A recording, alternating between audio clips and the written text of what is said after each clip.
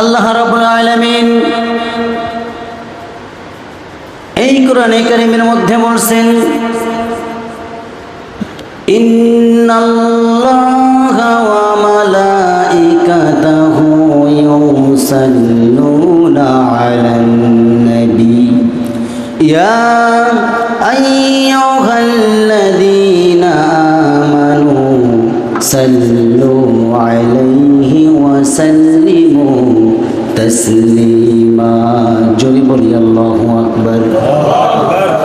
আল্লাহ রাব্বুল আলামিন বলেন, ইয়া আইয়ুহাল্লাযীনা আমানু, হে ঈমানদারগণ,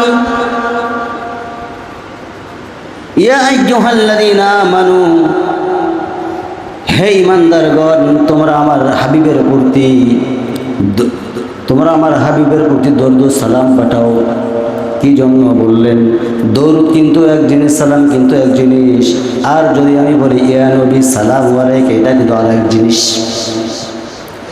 ইন্নাল্লাহা ওয়া মালাইকাতাহু ইউসাল্লুনা আলান নবিয়্যিন, আমার হাবিবের প্রতি তোমরা দরুদ পাঠাও, সালাম পাঠাও। সাল্লু আলাইহি ওয়া সাল্লিমু তাসলিমা, এবং সালাম পাঠাও।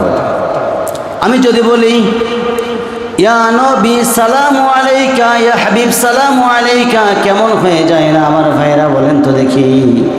এটা কিন্তু আসল দরুদ শরীফ নয়, এটা কিন্তু আসল সালাম নয়। আমার বন্ধুগণ, আমার ভাইরা আমার,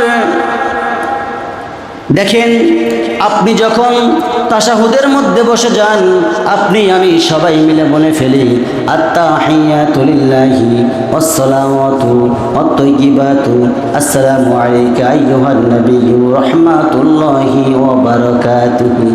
সালাম কাকে দিলেন? বলেন বলেন। আমার হাবিবের প্রতি সালাম পাঠাও। আগে বলছেন দরুদ পাঠাও, পরে বলছেন সালাম পাঠাও।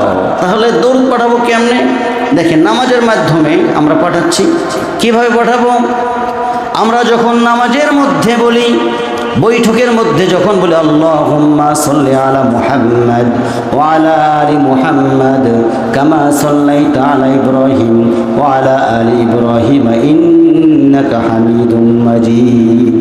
দরুদ পড়ছেন? তাহলে কি দরুদ যাচ্ছে কি যাচ্ছে না? বলেন তো ভাই, যায় না? তাহলে দরুদও দিচ্ছি আমরা, সালামও দিচ্ছি। কিসের মাধ্যমে? নামাজের মাধ্যমে। তাহলে আমি যদি বলি ইয়া নবী সালামু আলাইকা,